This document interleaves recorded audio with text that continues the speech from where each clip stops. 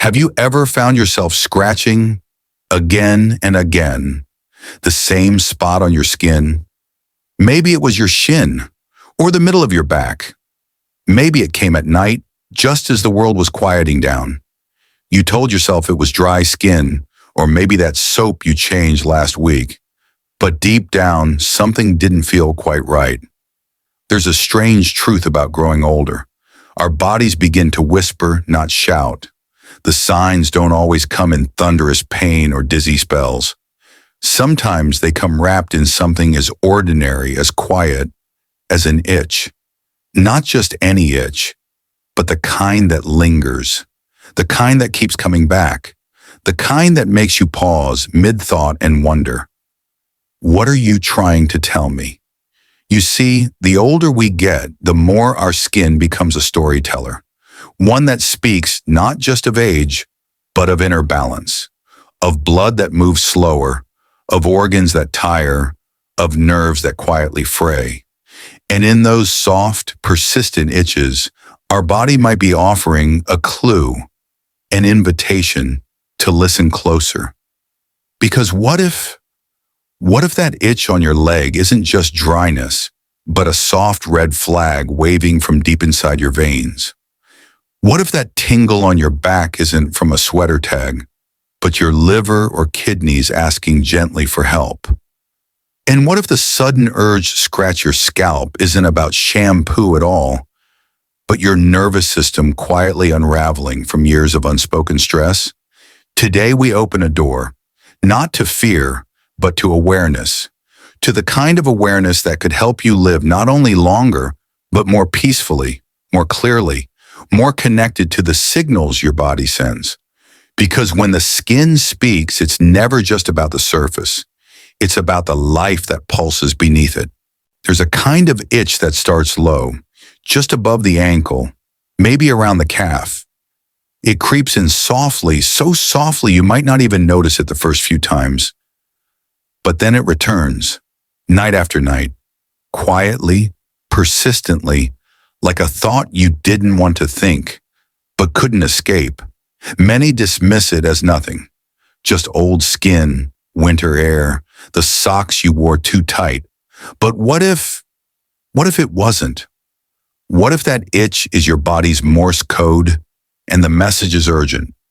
Doctors, those who study the aging body with reverence and precision, have noticed a pattern. In seniors with persistent itchiness on their lower legs, there's often a silent thief at work: poor circulation, specifically peripheral artery disease, or PAD. This condition doesn't knock loudly. It doesn't announce itself with sirens.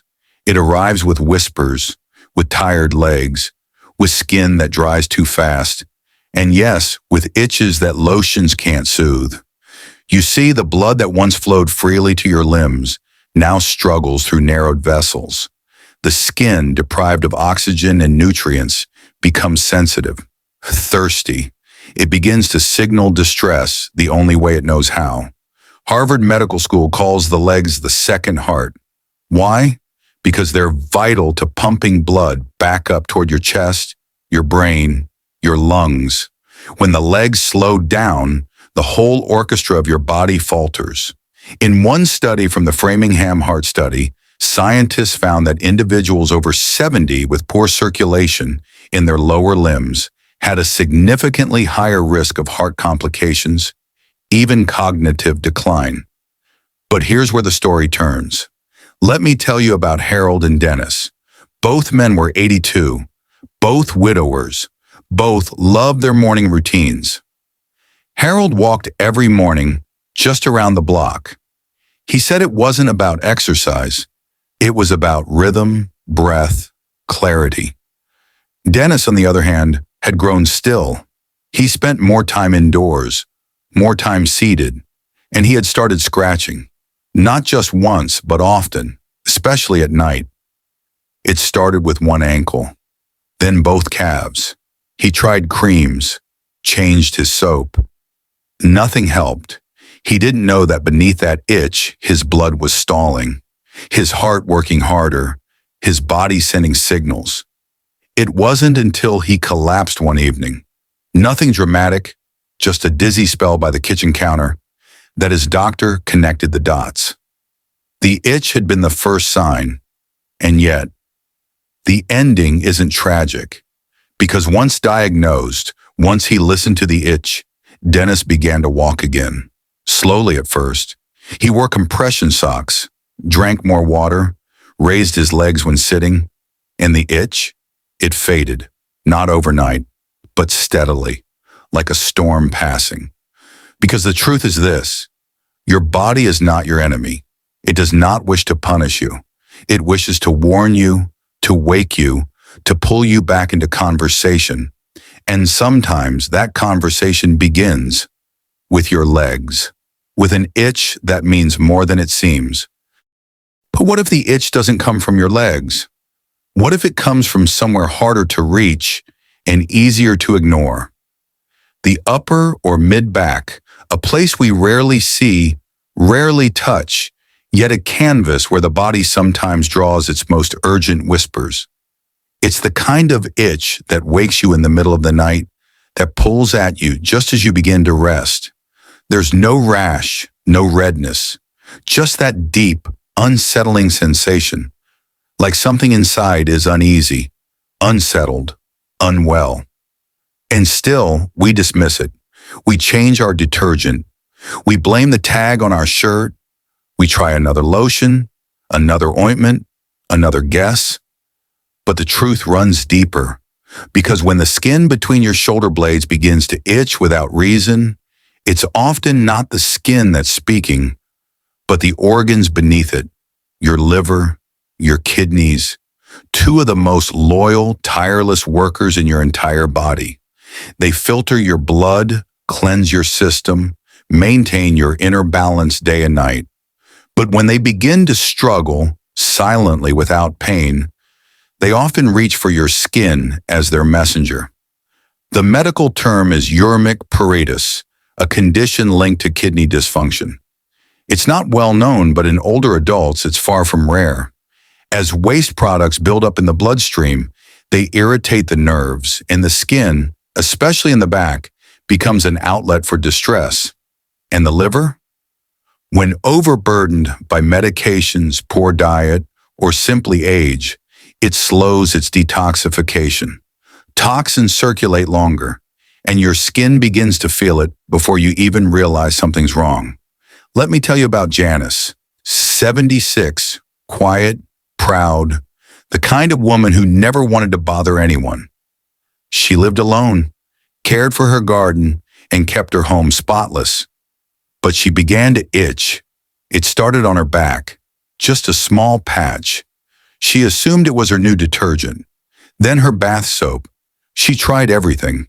What she didn't try was asking her body what it was trying to say. Weeks passed. Then came the swelling in her ankles, the fatigue. By the time her daughter insisted on a checkup, her kidney function was dangerously low. That itch, it was the first knock on the door. A door she almost didn't answer. Science has shown chronic, unexplained itching in older adults can be an early sign of internal imbalance. Not always, not in every case, but often enough that it should never be brushed off, because what begins as a sensation on the skin might be a sign that something deeper is being overlooked, something vital, something vulnerable. And the tragedy is not the itching itself. The tragedy is when we cover the symptom and miss the signal. But it doesn't have to end that way. Janice began treatment, changed her diet, drank more water, cut back on salt, reviewed her medications, and slowly, the itching quieted, the nights became gentler, and her peace, once interrupted by that silent torment, returned, bit by bit. Because once again, the body wasn't trying to punish her. It was trying to protect her. And your back, though it may be out of sight, should never be out of mind. The first time Harold lost his balance getting out of bed, it felt like nothing, a small misstep, the kind anyone could make. But the second time, when he had to grab the edge of the nightstand to steady himself, a thought crept in that he didn't dare say out loud. What if my legs are forgetting how to hold me? It was a quiet fear, not the kind that screams, but the kind that lingers, especially when you're alone, especially when the floor feels just a little farther away than it used to. That fear brought Harold back to another man he hadn't seen in years. Jerry. Jerry had once been a builder, not just of houses, but of memories. His hands had shaped beams, poured foundations, and painted dreams into walls. But at 80, Jerry's world had narrowed, from construction sites to quiet walks around the block. And even those had begun to slip away. It started, as it often does, with subtlety. He couldn't quite explain the fatigue in his thighs. His legs trembled just enough to make him second-guess standing too quickly, and though nothing was broken, nothing bruised, he began to feel unsure. He thought it was just age, that the body, like wood, simply settles over time. But then a soft-spoken nutritionist in his retirement community looked over his diet and said something that stopped him cold. Your body isn't breaking down. It's starving, quietly, invisibly, for what it can no longer absorb. Jerry had been eating less meat, less variety, less everything. Not out of choice, but habit. His appetite had shrunk, but so had his strength. That's when he was introduced to something deceptively simple. A cup of Greek yogurt. It didn't come in a prescription bottle. It didn't promise miracles. It just fit into his mornings, into his life, into the spaces where muscle memory was beginning to fade. What Jerry didn't know, what most people don't, is that as we age, our muscles become less responsive to protein. We need more of it, and we need it in a form our bodies can actually use. Greek yogurt delivers exactly that. Dense, bioavailable protein, rich in leucine, the amino acid that signals muscle repair. But it wasn't just the protein. Inside that creamy spoonful were quiet guardians. Calcium to keep his bones strong enough to carry him. Vitamin D to help muscles contract without faltering. Probiotics to heal the gut, because without a healthy gut, even the best nutrients are lost in translation. Jerry didn't notice the change overnight, but weeks later he realized something strange. He was rising from bed without the sway. The tremble was gone. His legs no longer hesitated. It wasn't strength like he had at 40, but it was trust. Trust that his body would meet him halfway. And that trust, Harold now knew, was everything. Standing in his kitchen one morning, Harold opened the fridge. There it was, a plain cup of Greek yogurt, smooth, silent, humble. But in his eyes, it was more than a snack. It was an anchor, a quiet promise. You are not done yet. And as the light from the window spilled across the counter, Harold smiled. Not because he felt young again, but because he finally understood what it meant to feel held.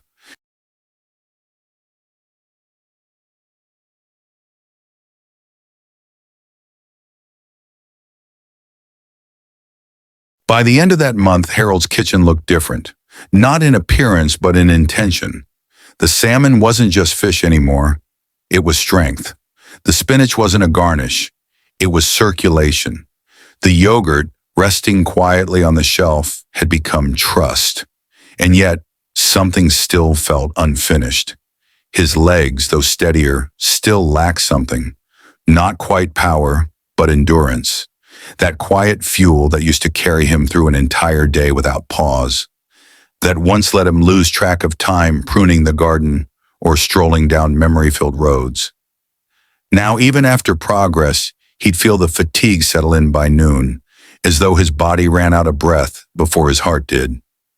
That final piece of the puzzle came unexpectedly through a phone call.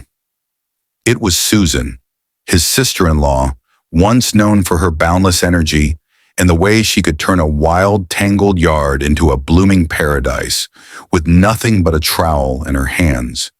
But in recent years, she had slowed, visibly. She told Harold that gardening had become more resting than planting.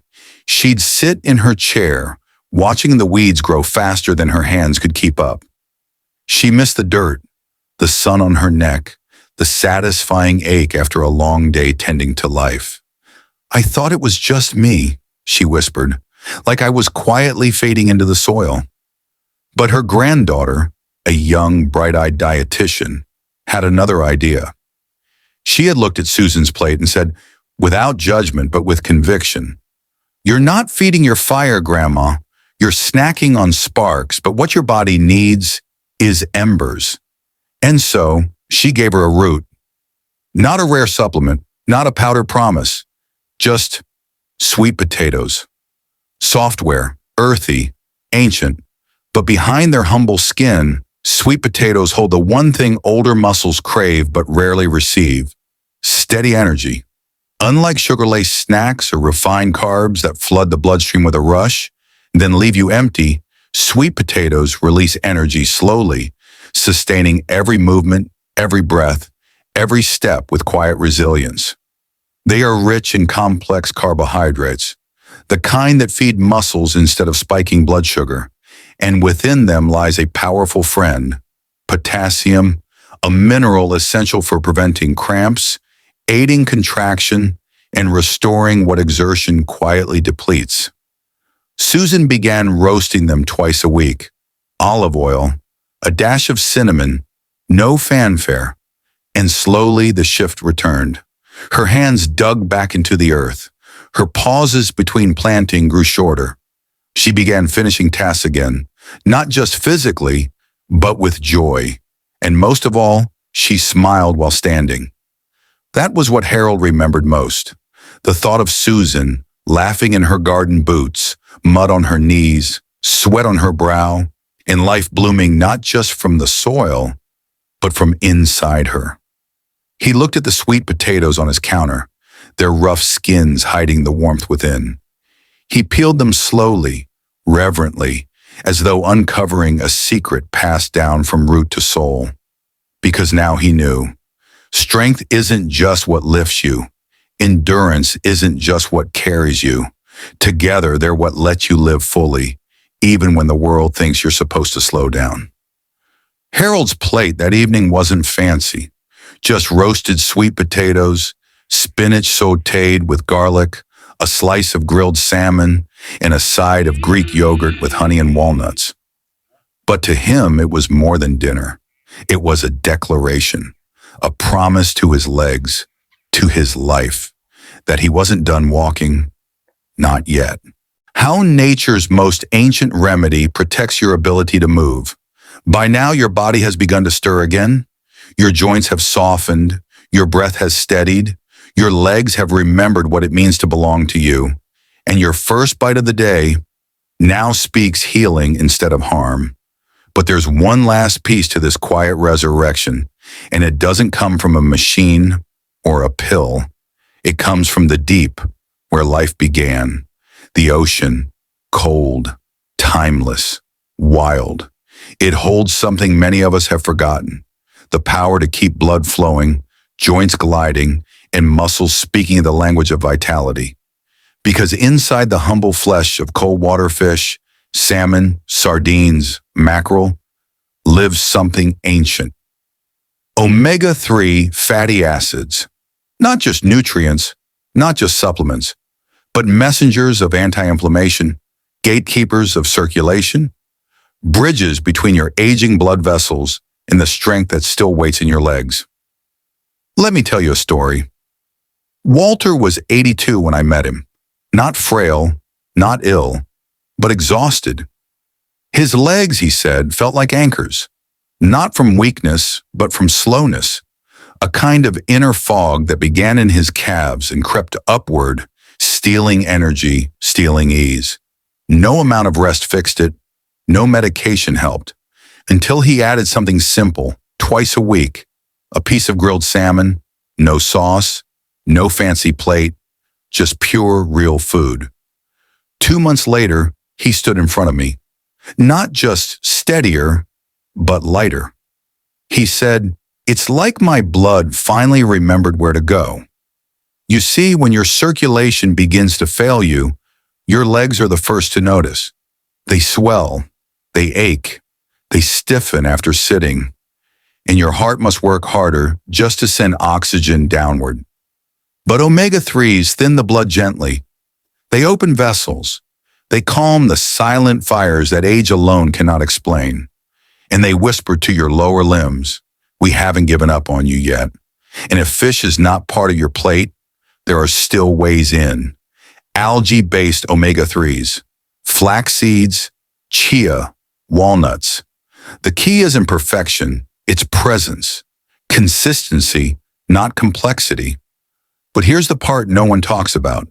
It's not just what you add, it's what you remove that sets you free.